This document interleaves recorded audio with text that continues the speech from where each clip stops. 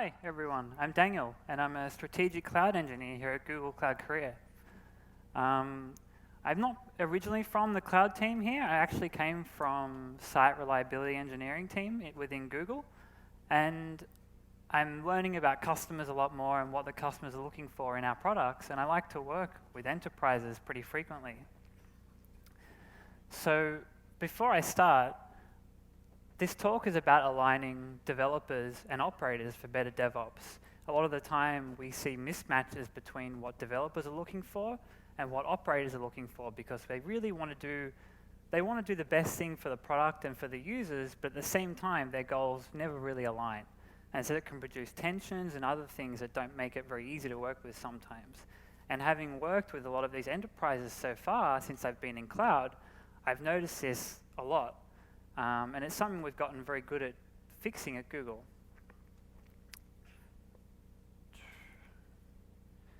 So today's talk will probably go around the SLOs and explaining SLO, SLI, SLA, and error budgets, maybe an introduction to error budgets if you've not heard of error budgets before. And we'll try and do a small demo of what we've been working on with the service mesh and other sort of things around SLOs. And we'll try and talk a little bit about some best practices of SLOs and how to implement them in your enterprise.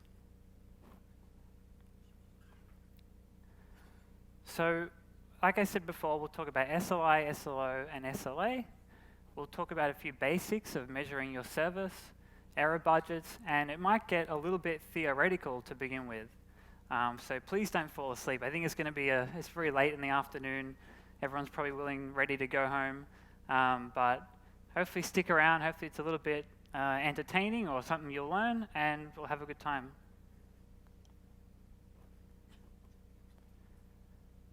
So, like I said before, in any of these talks we see or you've been to, a lot of the SRE talks talk about SLI, SLO, and SLA.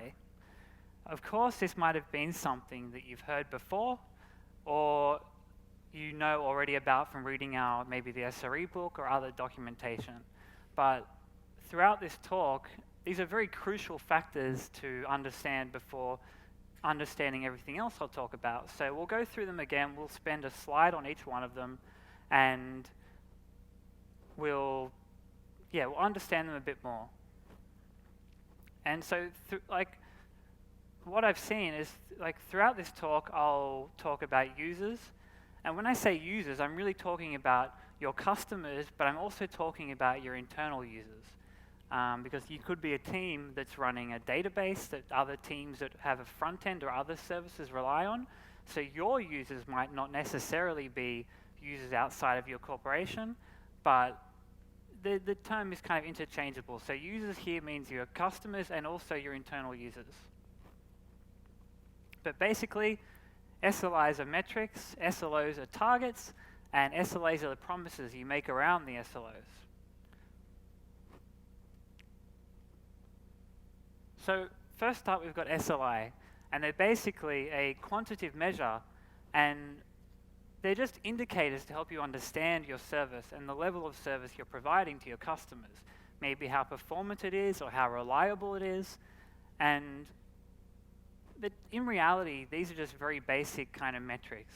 Maybe you're already exposing metrics in your application, like time series data or log-based metrics, and I think a lot of people get confused. They hear SLI and they get really confused. They're like, oh, I don't know how I'm going to do SLI. This is just confusing. I don't want to bother doing it. But really, if you think of an SLI, it's basically just a time series metric explaining an aspect of your service. Maybe it's talking about the time it takes to do a certain function. Maybe you need to generate a checksum somewhere, just average measurements throughout your application. Now, back in the day when we had a simple website, it might be just a static website, has one web server, and it's either up or down, and there's nothing really to it. But nowadays, things are a lot more complex. You've got a lot more users. You've got a lot more different types of requests. Users are paying you for these things. And so we really want to measure a lot more as much as we can. Because as a person operating the service, you'd never want to be on the back foot. You don't want to be you don't want your users to know more about your service than you do. You don't want a user coming to you and saying, well, this is not working. You're scratching your head going, well, I don't know what's going on. I'm going to have to check, and it takes you a day or two to figure out what the user's trying to tell you. So you really don't want to be in that position.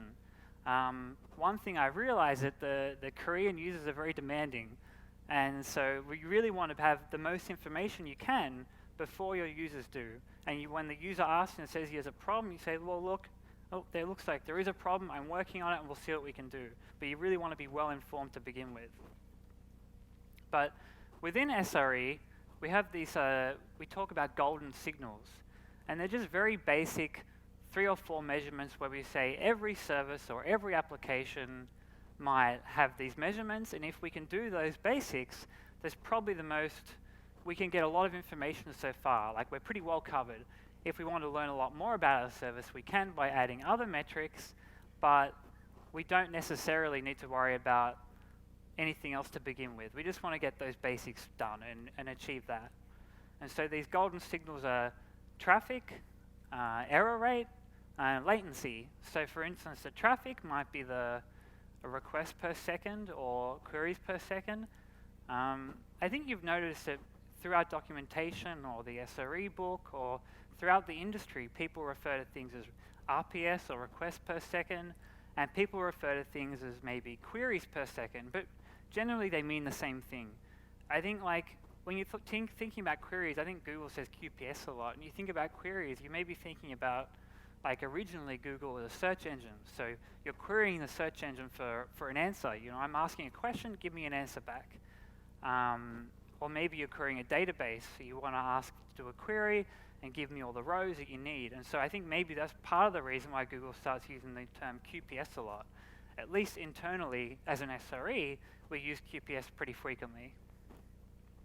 But the request per second and QPS, generally interchangeable. And basically, traffic is just a measurement of the demand on your service, okay? So you can tell, it doesn't really tell you how the service is performing. I mean, it might tell you that you're having a lot of traffic, but it's not telling you the quality of that traffic. You might have a lot of requests, but what does that mean? Well, you don't, like, are the requests good? Is the milliseconds within what you think it should be? So it just tells you the demand on your service. And that one measurement will help you understand the other 3 or 4 measurements that you'll talk about or look at after. Let me just grab some water though, I left my water down there.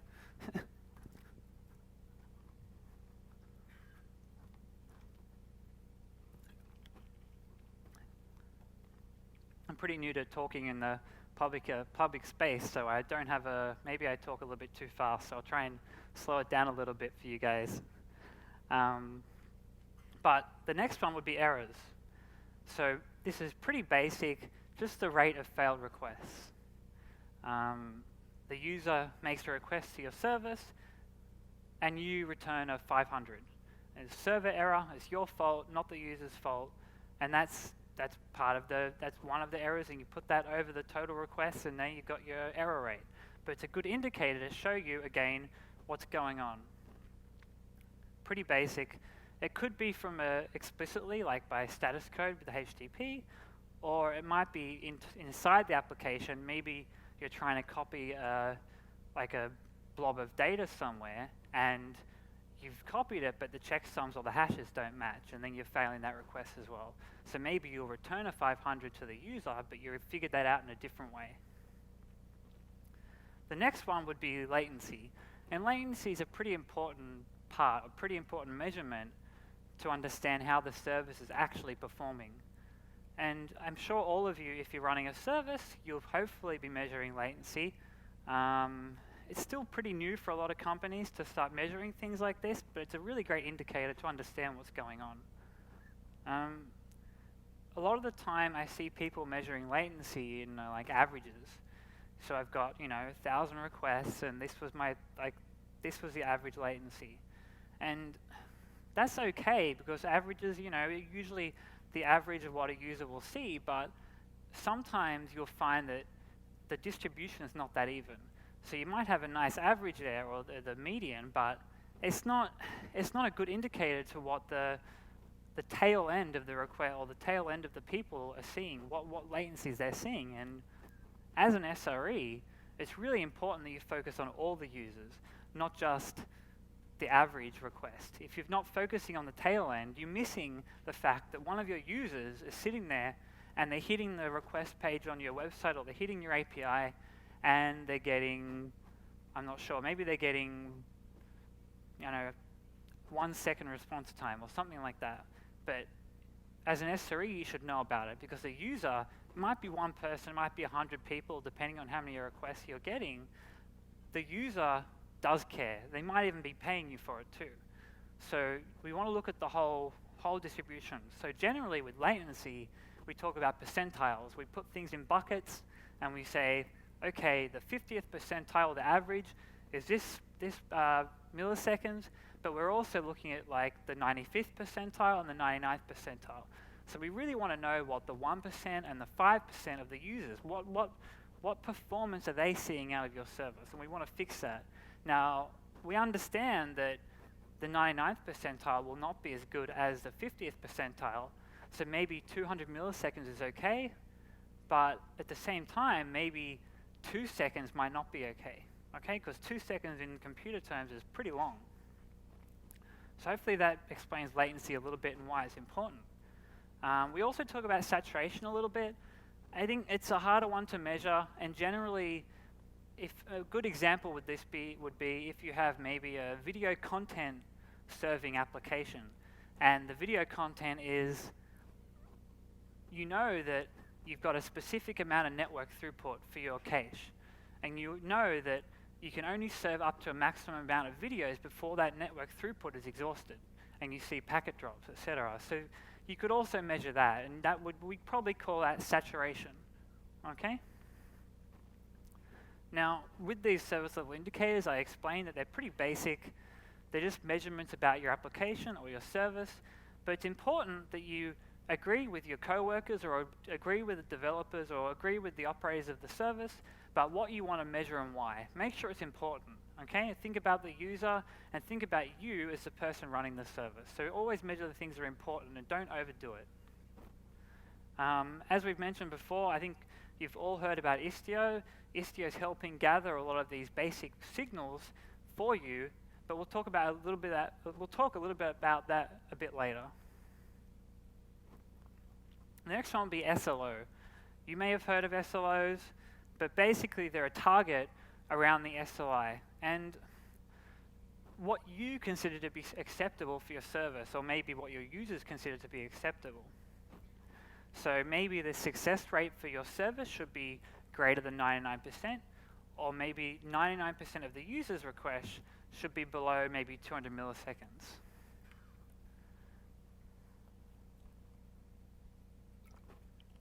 It's important that when you're creating SLOs, that you don't make these targets based on current performance. It might be very easy for you to look at the graphs that your service is currently doing, and you're saying, well, this is easy, that my service is returning less than 1% errors. I'm going to go and make my SLO, and I've got no problems, okay? But really, maybe your service is operating in a really good state. There's nothing going wrong. You've not seen what's going to happen in a degraded state. And so really what you want to do is look at your dependencies. So what maybe the database team has an SLO. Maybe they're offering you 98%. How can you offer 99%? It's impossible, right?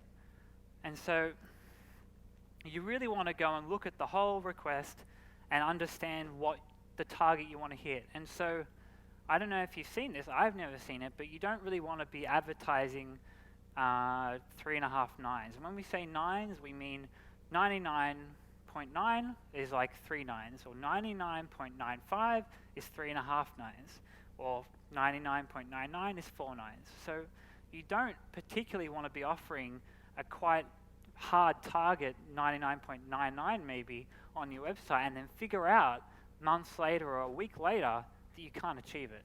So maybe when you start to offer the SLOs and start thinking about that you want to maybe put a little bit lower.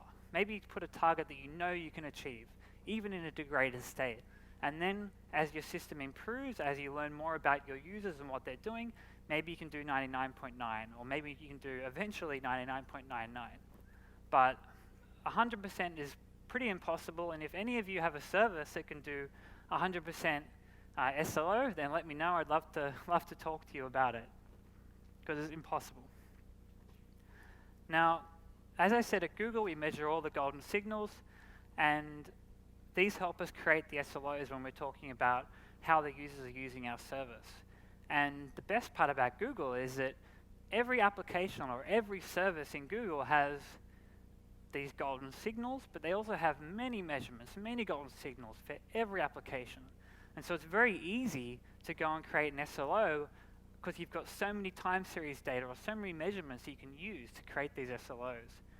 So within your organization or within your company, having the ability to just tell everyone to say, okay, it's important you measure these particular things and make sure everyone does it, then you'll have a pretty good time when you're trying to make these SLOs later on. But to try and achieve very, very high nines and 99.99, the cost kind of gets exponentially higher.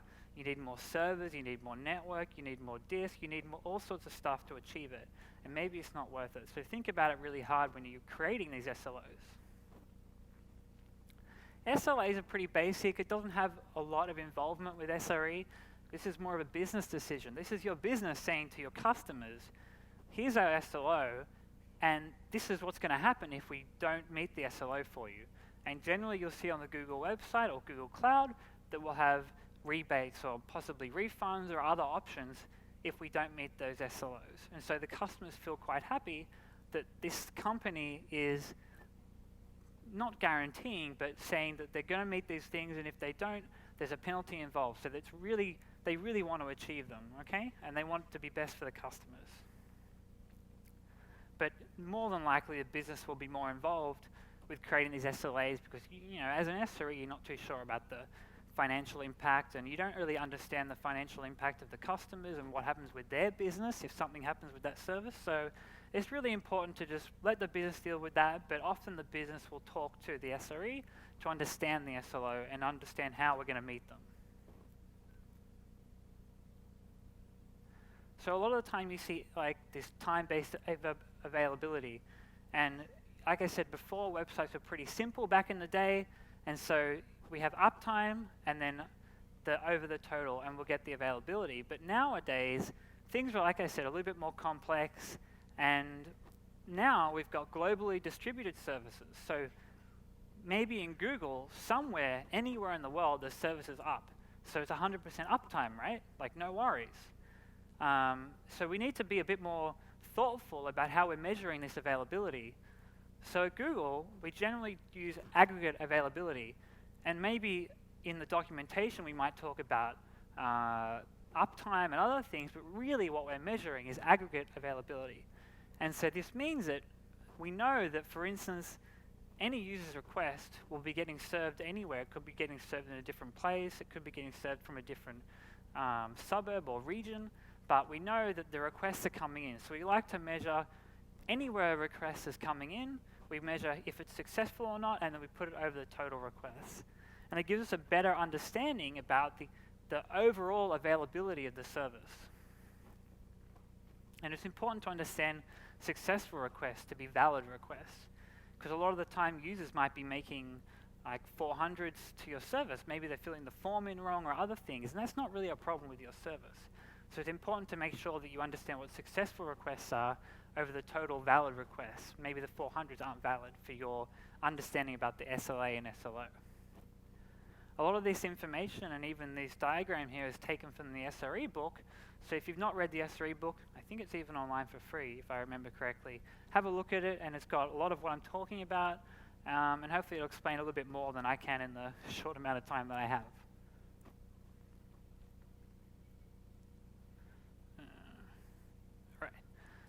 So as we know, every push you're doing is risky, okay? Every time you push new software, you're actually taking a pretty big risk. Do you know how it's going to perform? You've done your QA, right? You've got your team, you've done your QA. Maybe you've got 100 people, maybe you've got 1,000 people, but have you tested every single use case that request or that service is going to go through? I highly doubt it, okay? It's very difficult to do, and it costs a lot of money. So we know that pushes are risky, but we do it anyway because we want to give new features to our customers. We want to achieve a better service. We want to have better performance. We want to do all these things. So generally, we'll start doing pushes. And to manage this risk, we want to use error budgets.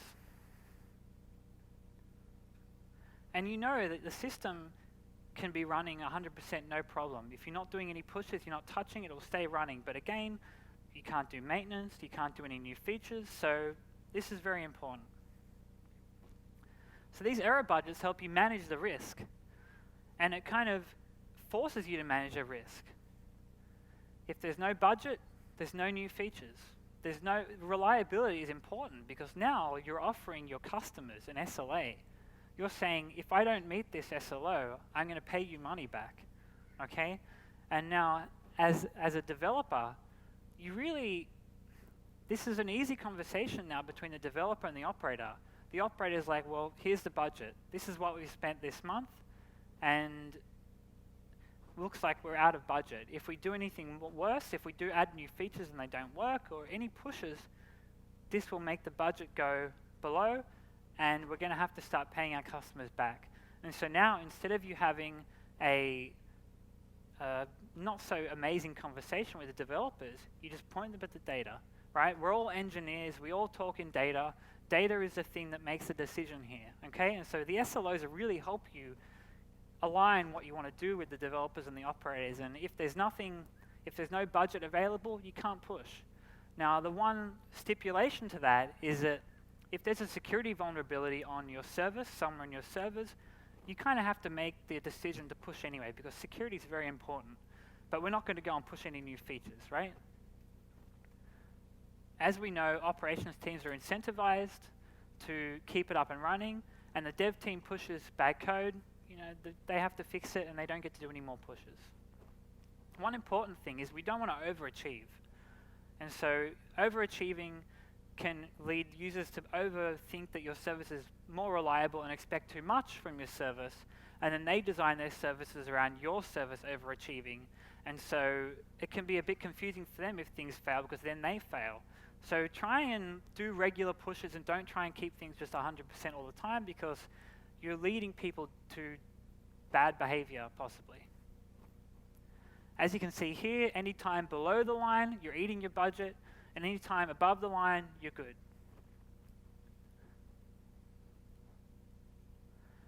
So alerts mean immediate action.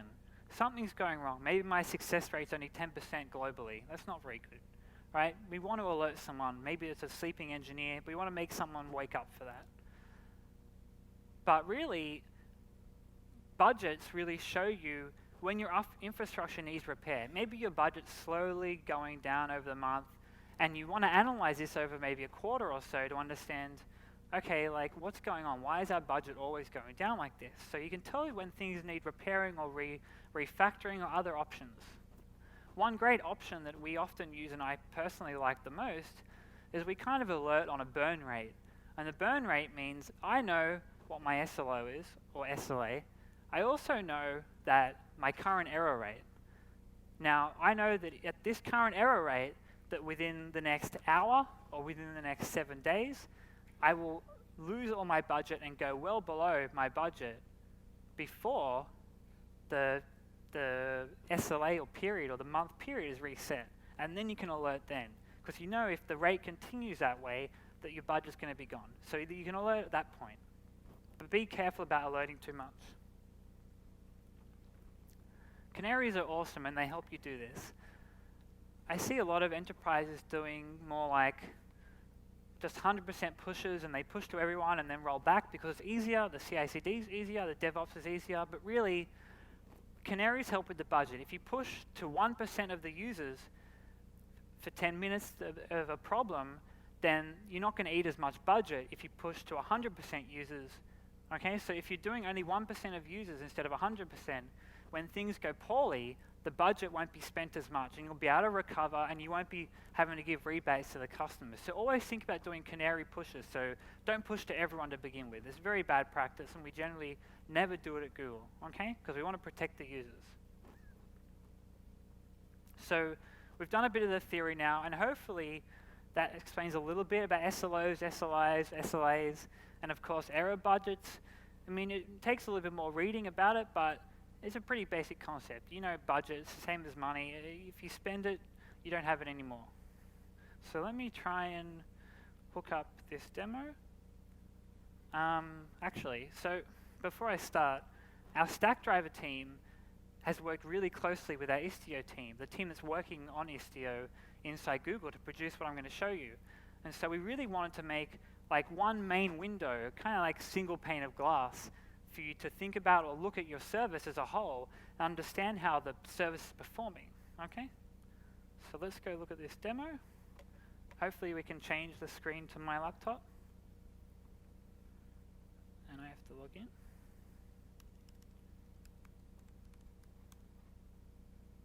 Oh, I've got to get my password right. All right. Okay, so this is probably not easy to read on that screen. But let me make this a little bit bigger. Can you read that, I hope? This is our Anthro service mesh dashboard. Now basically what this is we have a GKE cluster. We called it, what did we call it? I think it's just called service mesh demo. And this GKE cluster has a bunch of services running, as you can see here. And now, on top of that, we have Istio running. And as we know, Istio is producing a lot of great metrics and all these signals for you. And so our Stackdriver team is reading those metrics and producing this dashboard for you, all automatically. And I mean, I've only used this for a little bit, but I think it's quite amazing. I've been in SRE at Google for quite some time, and this is really, really, they've done a great job. So let's have a look at this. Okay. So the first thing we've got the list of services that are running. We've got what might have an SLO. Maybe we haven't set an SLO, so this one doesn't have an SLO. This one definitely has an SLO. So we've got all our services here, but maybe let's have a look at how they interact with each other. Now this is really cool.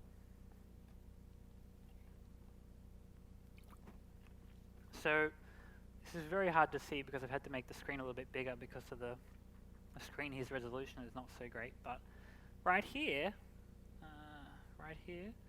you've got how the services are connected. Okay, we've got this nice graph that's automatically generated for you. And you can see here that we've got one of the services, the checkout service, the ads service, and we've got the recommendation service, it seems. And these are just Kubernetes services here, and then the workload or the pods underneath that service are over here as well. And we've got the SLOs, and if they're meeting the SLOs or not that you've asked for, so that little green tick that's hidden behind the boxes here, maybe you can see that a bit more. We've got the QPS. So let me have a look at the cart service here. I think this is the shopping app. It's not too bad. And we've already got, this is not easy to see, maybe this one.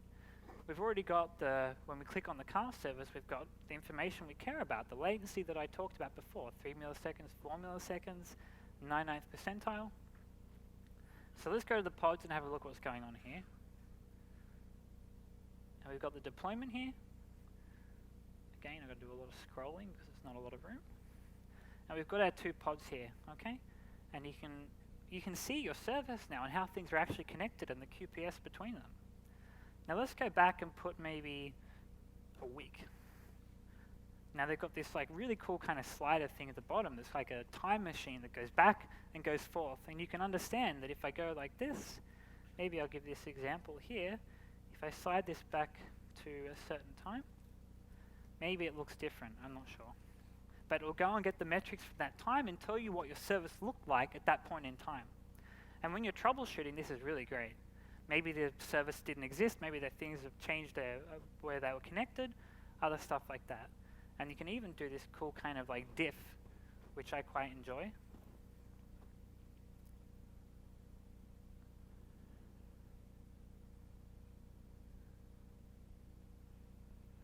Now we've got a diff here. Now if I go back here to maybe yesterday.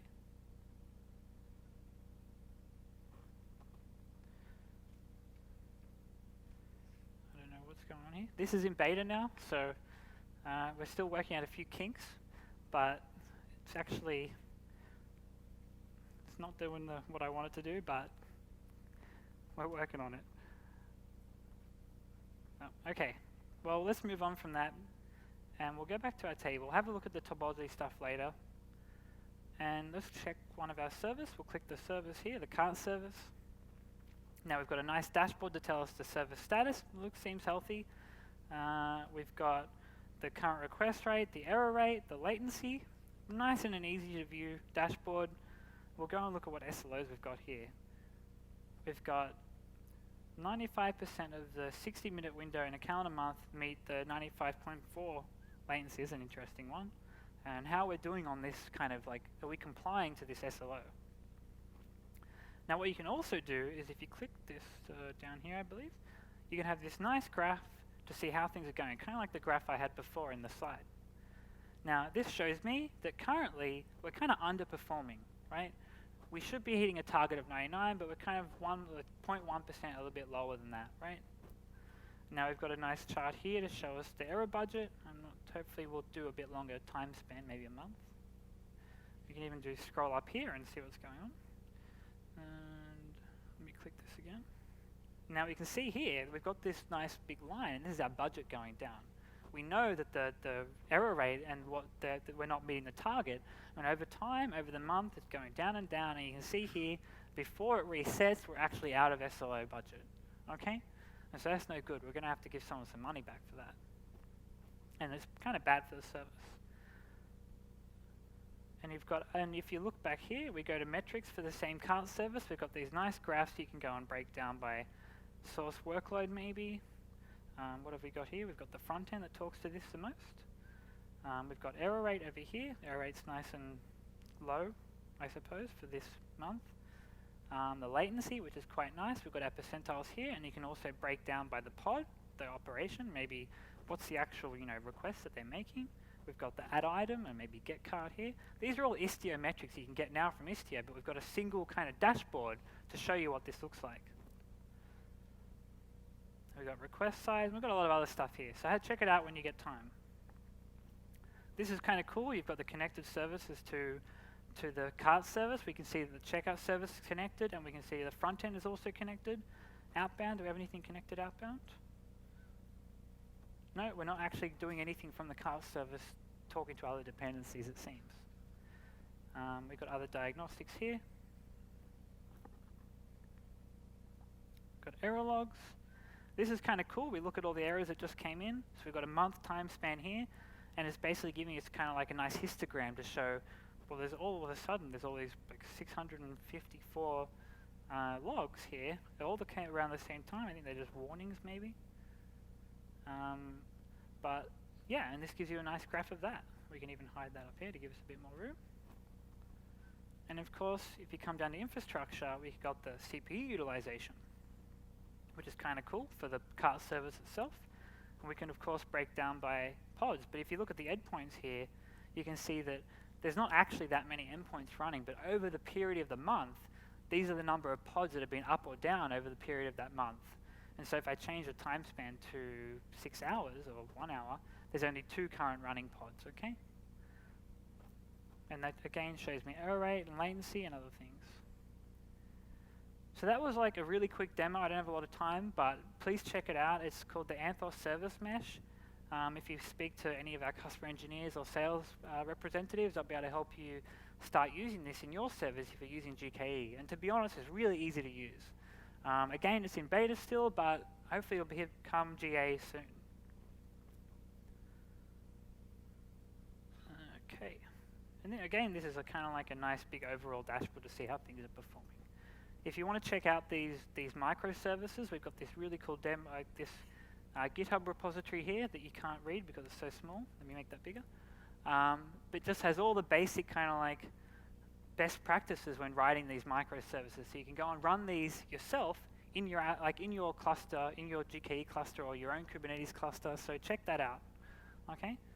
Okay, let's go back to the slides if we can.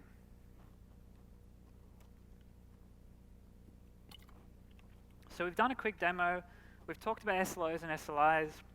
So we'll talk very briefly about some best practices and things that you can start doing today to help your service become better and start offering these SLOs. As we've shown here, Stackdriver is really becoming a great product to use. It's improving every day. One of the things I really enjoy is the query notation language. I think that's coming out soon. It allows you to write kind of custom queries for your Stackdriver graphs and really get to be able to create these SLOs that you want if you want to do something even more custom than the Anthro service mesh. But Stackdriver is good. You don't have to worry about HA. You don't have to worry about replication. You just send your logs to Stackdriver and it does it for you. So this is a really easy way to get started quickly, especially if you're using GKE or other Google Cloud products. One of the things you can do is offer a service mesh. We know about Istio. I think everyone knows about Istio. It really helps you free up your devs and ops to focus on what's important in your company. Because Istio, having the Envoy proxy sitting in front of every pod, now you've got these nice metrics already doing it for you. You don't have to adjust your application code. It's just proxying your requests, and it gives you the telemetry data that we viewed in the demo before. So that's the first thing that's really great about adopting a service mesh, apart from the security and other aspects of that. Well, actually, the first one was supposed to be freeing up your devs to be able to what they want to do, and the second one was the powerful telemetry, but you get the point. And it's really great when multiple teams can use the same service mesh, because it's really easy for more teams to come and join your one cluster. One thing I like to suggest is more like multi-tenant Kubernetes clusters, because if every team is having their own Kubernetes cluster, then you're going to start running out of IP space. Then who's managing the best practices across all the clusters? And so possibly the service mesh is really high security. You've got MTLS between the pods. And if you have multiple teams joining, it becomes very easy to use RBAC and the Google Cloud IAM and other security measures to make it really easy for people to just start doing what they want to do and start writing the code. As a dev, you just want to write good code. You don't have to worry about telemetry. You don't have to worry about security. You just want to run it, okay? And this is a really great way to do that. So start looking at service mesh and get these SLOs going. So SLOs can be a key differentiator between your service and other services. And you don't want to start with a target in mind, like I don't want 10 SLOs. You really want to think about what users are doing and work with your cross-functional teams to understand and organically come up with the SLOs that you want to offer. It's really not about, is this service worthy of an SLO? It's really you really want to know, you want to have a user journey. You want to understand how the user is interacting with your service, okay? And maybe you know the service or the user might log into your app and they'll hit a front end, and then that front end will hit a couple of back ends. So in this case, you might create an SLO for the front end, and then you'll create some SLOs for the back end. But you don't think of it like, oh, I don't think this service needs an SLO. Think about the user journey, and then you can make the decision about whether it needs an SLO or not. Maybe the service isn't critical to the user request path, okay? So again, like I said before, traditionally you used to look at logs to determine how the users interact with your app. Now, if you adopt a more comprehensive view about how your users or the journey through your app, then you can think about making these SLOs meet the user experience. And so this would often mean, and I mean as an SRE, a lot of the time, you don't know when people or what people are doing with your app. You just know the service is up or down and you're working on the database or you're working on the front end, but you don't know how the users are using your service. And often the product managers are having a lot of conversations with the customers, and the subject matter experts are also having these conversations. So work together to discover what's critical and then start making these SLOs around the user journey, okay? Don't just try and, you don't want a manager to come in and say, well, you need SLOs. You have to really think about it carefully and don't just do it because someone told you to do it, okay?